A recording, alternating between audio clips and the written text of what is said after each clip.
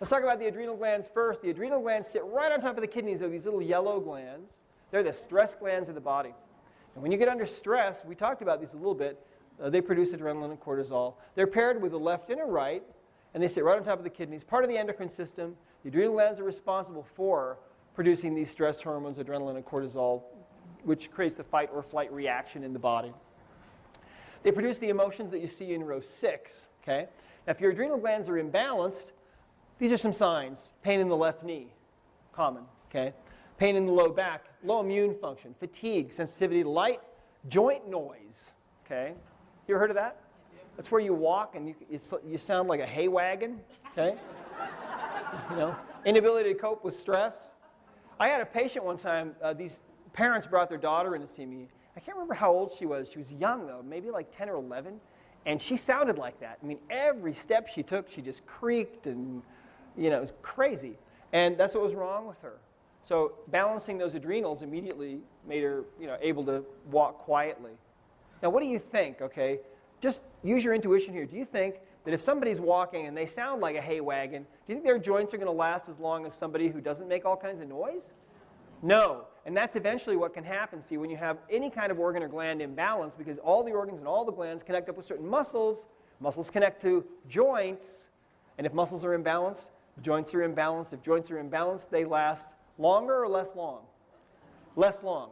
When they last less long and they wear out prematurely, we call that osteo what? Arthritis. Exactly right. So here we go. All right. Brain fog is another one. Okay. The adrenal gland connects up with these muscles. The calf muscles on the left and right. And on the right side, you can see, of this picture, you see the sartorius and the gracilis. Muscles that cross the knee joint. Okay. So this is the reason why people tend to get left knee pain. It's one of the very common signs of stress. Right? Raise your hand if you have left knee pain. Anyone? Oh, let's see. Okay, you know what? You have your hand up right there. Do you want to come up? Yeah. Yeah. Come on up. See, when you raise your hand, suddenly you're on TV in front of millions. So is your knee bothering you right now? A little bit? Okay. Her left knee's bothering you a little bit. The most common underlying cause of left knee pain is adrenal imbalance. Which adrenal do you think? The left or the right? The left, right? The left. Now the right one, and the left one usually blows first because it's the what? The main. The right is the reserve, and so it'll usually hang out there a while longer before it blows. Okay, so here we go. Hold that arm right there. And when I say blows, I mean it just energetically becomes imbalanced. It becomes unhappy. And so then the muscles are unhappy. But you can think of it as a circuit that blows, like the circuit in your house. Okay, so here we go. Just resist. All right, hold it. And say, my name is Marina. Okay, she says her name is Marina. I believe her. My name is Bob. My name is Bob. Says her name is Bob. No? Okay, good. So we're testable, so let's just check here. Now, when I first started doing this, I used to list out all the points, you know, and you could touch the points. And we're kind of beyond that now. That was sort of like 20th century. Now what we do, we don't even bother with those anymore. We just ask if the organ's happy. Okay? So is your left adrenal gland happy? What do we get? No, and it's thinking, you know, thank you for asking. No one's ever asked me that before. And frankly, I am not happy, right?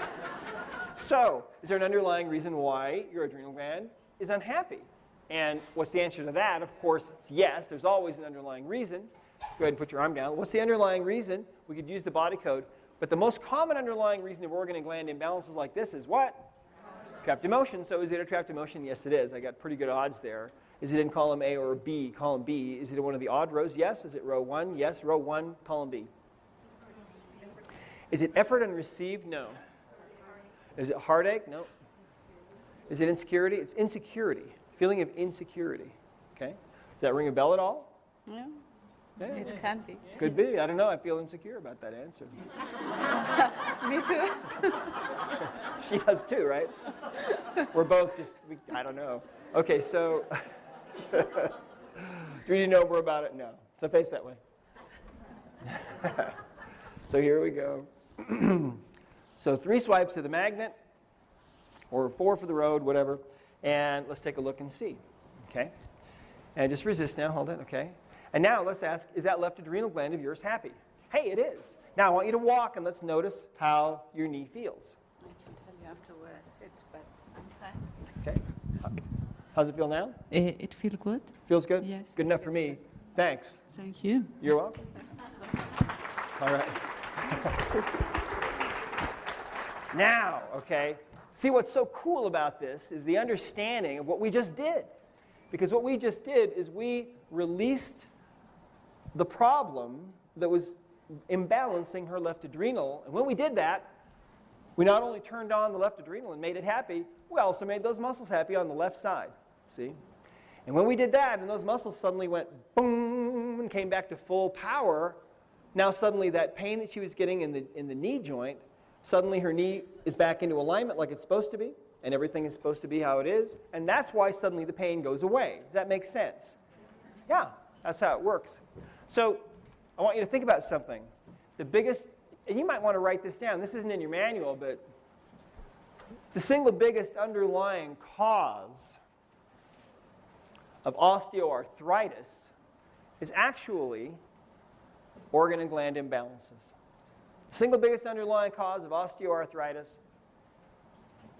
is organ and gland imbalances. And who knew, right? The single biggest underlying cause of osteoarthritis is organ and gland imbalances, or in other words, unhappy organs and glands. Who knew? But that's how it is. Okay? Let's talk about the hypothalamus now. The hypothalamus has a purpose. Part of the endocrine in the central nervous system secretes hormones that regulate body temperature, okay?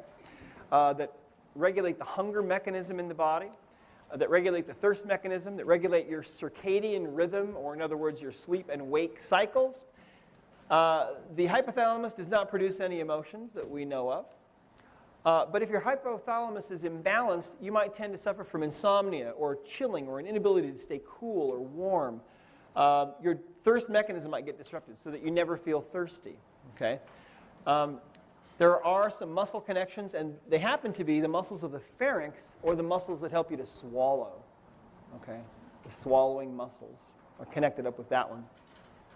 Let's talk about the ovaries. Part of the female reproductive and endocrine systems, they're energetically connected to the sacral chakra. Okay? Of course, the ovaries produce ova, or the eggs, and they also secrete female hormones, estrogen and progesterone. And they produce the emotions in row 6 on your emotion code chart. If your ovaries are imbalanced, well, you might have difficult or irregular menstruation, you might have pain in the lower abdomen or ovarian cysts, infertility, ectopic pregnancy, lowered sex drive, lowered initiative, and there are no known muscle connections to the ovaries. Pancreas, there it is, right there. Part of the endocrine and digestive systems, energetically connected to the solar plexus chakra, and they secrete insulin, of course, primarily, right, to help you digest and process sugar, okay, and some other hormones. Digestive enzymes as well, and they produce the emotions. Pancreas produces the emotions that you find in row 2 on your chart. If your pancreas gets out of balance, well, you might have discomfort in the mid-back, discomfort in the left shoulder, or in the low back, or in the neck, or in the wrist or thumb, okay, because of the muscles that are connected. Indigestion is possible, bloating and gas, of course, because you're not secreting enzymes to digest your food. Ulcers are possible, and of course, diabetes in major malfunction, where your insulin is not being produced anymore by your pancreas. Okay. Now let me ask you a question here, just a rhetorical question. Do you think that if somebody's pancreas is not producing insulin anymore, do you think that maybe there might be some underlying reasons why? Yeah, isn't that like the most logical thing in the world? Hello. So, anyway, the pancreas connects up with these muscles, the tricep muscles in the back of the upper arms, and the latissimus muscles, which are the lower mid-back muscles. Okay? In your book. Pineal gland produces melatonin, which is a sleep aid. Part of the endocrine and central nervous systems, energetically connected to the brow chakra. Okay? Does not produce any emotions that we know of. But if your pineal gland is imbalanced, you might suffer from insomnia, okay, and difficulty planning ahead.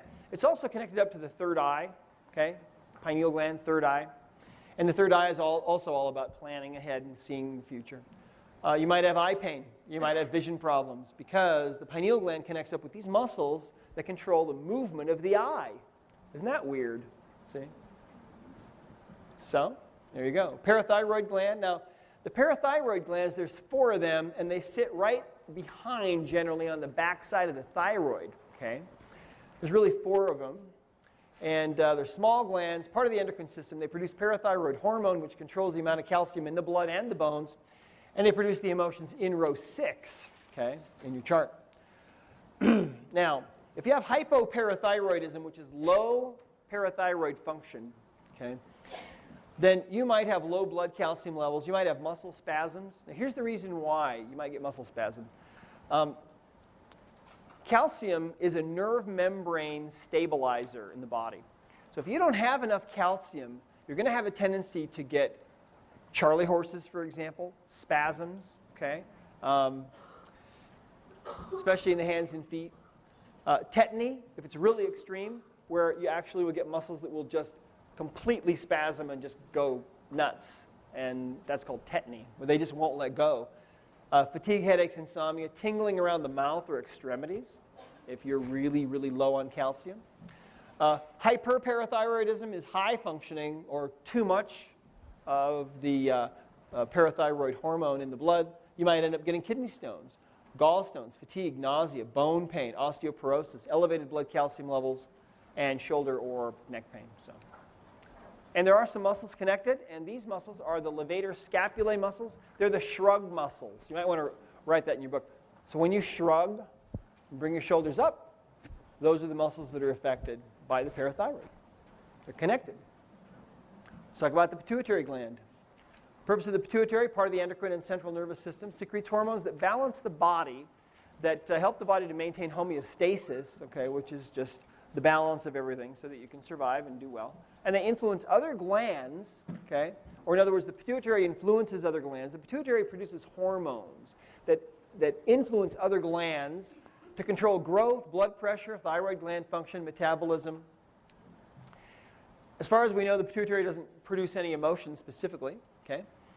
But it also helps to regulate these other things by producing its own hormones. Water and hydration regulation, water absorption from the kidneys or by the kidneys, temperature regulation, sex organ function in both sexes, aspects of childbirth and pregnancy, the production of breast milk, and there are no known muscle connections to pituitary. But if your pituitary is out of balance, you might experience some hormonal imbalances because it is really, it has so many different functions, or it exerts an influence on so many other glands.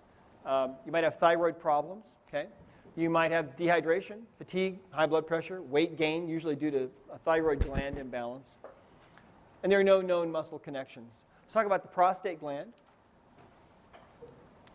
Part of the male reproductive system, of course, energetically connects to the root chakra, produces a thin zinc-containing opaque secretion, which is called prostatic fluid, that helps to nourish sperm cells. This is the reason why men need more zinc than women, because every time they have a climax, they're releasing a certain amount of zinc, and so they need to replenish that, see?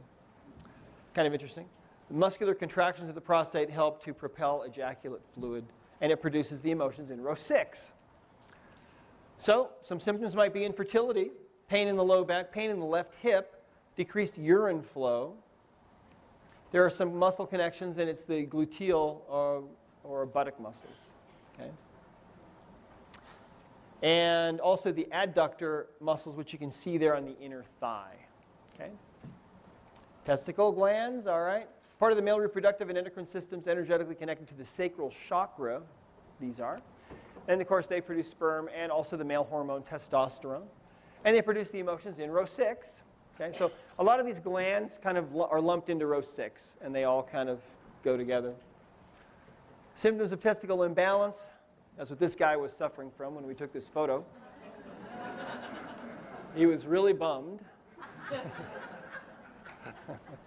No, it's a stock photo. I'm joking. Sterility, lowered sex drive, lowered initiative due to reduction in testosterone. No known muscle connections. Let's talk about the thymus gland. The thymus gland is a really interesting gland. It never changes its size. When you're born, that gland is quite large in comparison to the heart of the infant. But the heart grows where the thymus doesn't really grow. It stays the same size. So in an adult, the thymus gland is about the size of this yellow area that you see here. That's it. Okay? But the thymus is part of the immune system. It's energetically connected to the heart chakra, okay? And it helps T cells to mature. You've heard of T cells, right? The reason they're called T cells, like killer T cells, is because that's where they are, thymus, okay? Helps them to mature, helps protect against autoimmune diseases, and it produces the emotions in row 6 once again, okay? Symptoms of thymus imbalance are discomfort in the shoulder, okay? Lowered immunity, autoimmune problems that can be with more advanced or severe imbalance. And these are the muscles connected. These are the teres major muscles, okay? Muscles of the shoulder. Talk about the thyroid gland. Here's the thyroid. Purpose of the thyroid, of course, it's part of the endocrine system. It's energetically connected to the throat chakra, okay? And it controls metabolism and controls blood calcium, okay? Produces emotions in row 6. And actually, it's the blood calcium is actually kind of a typo because that's actually parathyroid. But sometimes they're sort of lumped together. So let's go take a look here. Hypothyroidism. If the thyroid is not producing enough thyroid hormone, okay, which regulates your metabolism, well, you're going to have weight gain, fatigue, thin, brittle nails, cold intolerance. And if it's functioning on the high side, you're getting too much thyroid hormone. You'll tend to be nervous, you'll have hair loss, rapid heart rate, in extreme cases, Graves' disease. And Graves' disease is where, have you ever met somebody who looked like their eyes were actually popping out of their head? Yeah. Okay, that is Graves' disease or hyperthyroidism. Their body's producing too much thyroid hormone. Do you think there might be an underlying cause when that happens?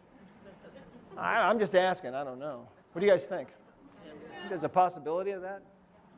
I don't think there's any reason. It just happens. Okay? So high or low function, either one, you can have discomfort or weakness in the shoulder or the wrist or the elbow. Okay? Now I have to tell you a story. I had a young man come to me one time who he was a football player, but he would roll over at night in his bed and his shoulder would dislocate. And he'd wake up screaming in pain. Well, I checked him and found out it was his thyroid. Because this muscle right here, the teres minor muscle, both shoulders, helps to hold the shoulder, back in place. And so it was his thyroid. We fixed it, and that corrected his problem. And it's funny because he said, my mom has a thyroid problem, and my grandma too. So sometimes those kind of run cycles. But there's no underlying cause for that. So raise your hand if you're listening.